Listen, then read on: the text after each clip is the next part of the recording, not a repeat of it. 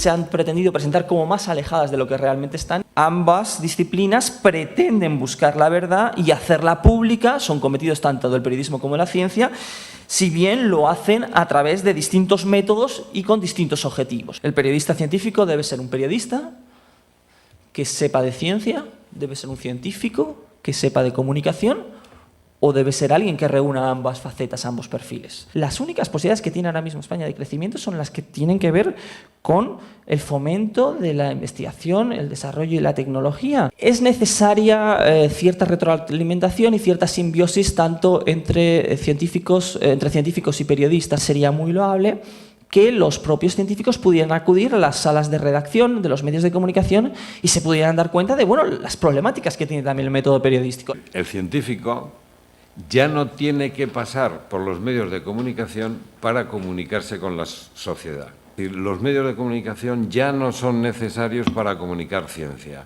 Hay otras herramientas. Habrá que enseñar a los científicos a utilizarlas. Los periodistas no podremos o no sabremos hacer papers, pero sabemos hacer reportajes.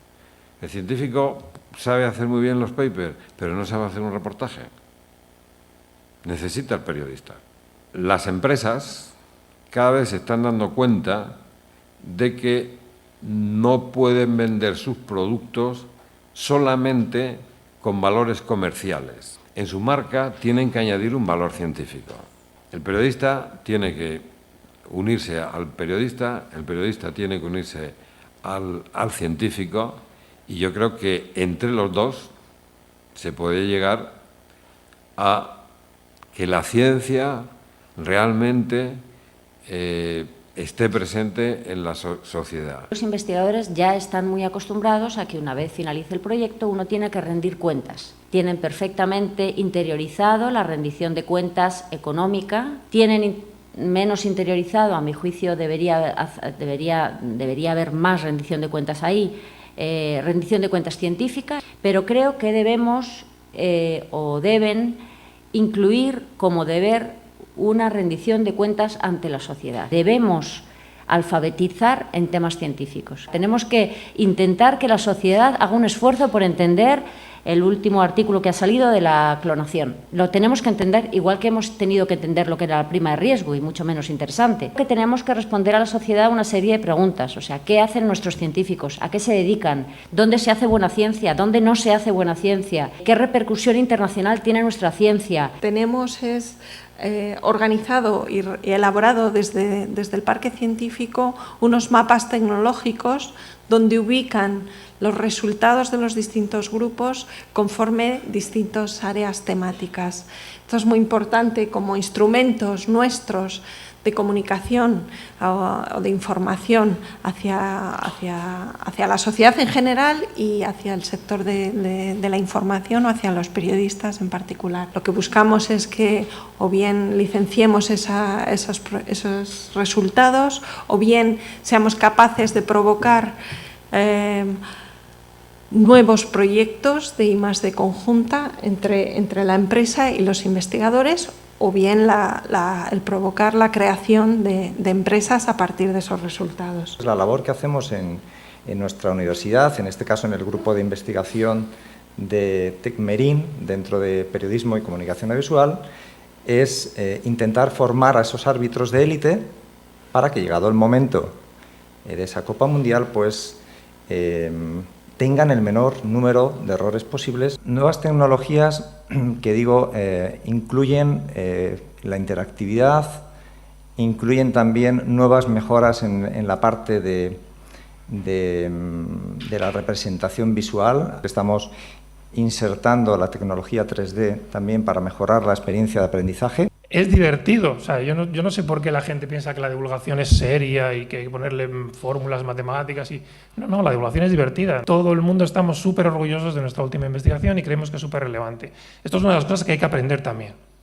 No todos los resultados de investigación son súper relevantes, ¿vale? Y son susceptibles de ser divulgados. No hay un camino único de la divulgación empieza en un sitio y puede acabar en otro. Lo primero que hay que darse cuenta desde el punto de vista de un investigador es que el contenido es diferente a la información. Yo genero contenido. pero la información la genera mi oficina de información científica. Una cosa que a mí me ha funcionado mucho y muy bien, y que los científicos tendemos a hacer, es asociar un mensaje a una imagen. Una imagen es poderosísima. Es fundamental tener un blog, una página de aterrizaje, una carta de visita, una presencia en Internet. Nosotros en realidad no hacemos puramente divulgación, nosotros hacemos información, hacemos periodismo de ciencia. Lo que sucede es que cuando haces periodismo de ciencia acabas haciendo divulgación también. Necesitas explicar cosas muy complejas a un público no especializado, por lo cual siempre vas a tener que divulgar. La información es una cosa y la divulgación es otra. Sin que es una web dirigida a que los periodistas lean las informaciones y las puedan publicar en sus propios medios. Ahí se nota mucho la labor de los profesionales que están en cada una de las unidades de cultura científica y de los gabinetes de comunicación y que saben traducir el contenido muy especializado al lenguaje de las cosas que queremos leer en los periódicos. Hay que llamar la atención, hay que atraer y hay que utilizar un lenguaje que capte la atención del lector, porque a la ciencia la vamos a tratar como si obligásemos a nuestros lectores a estudiar. Por respeto al público, los periodistas de ciencia estamos escribiendo para el público, no para nuestras fuentes. La mayoría de las investigaciones que se hacen en España se hacen con fondos públicos y que hay un deber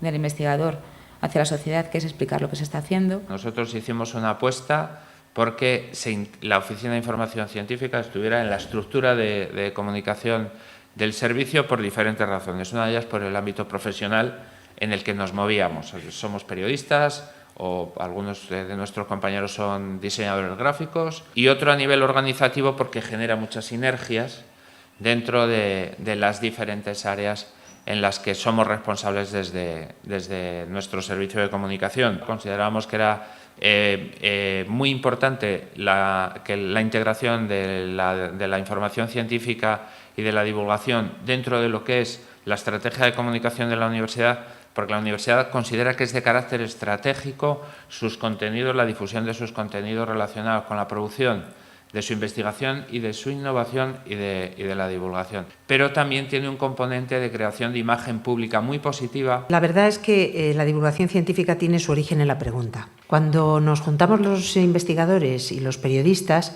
tenemos una cosa en común, y es que tanto los periodistas como los investigadores vivimos por y para preguntar. Siempre estamos preguntando.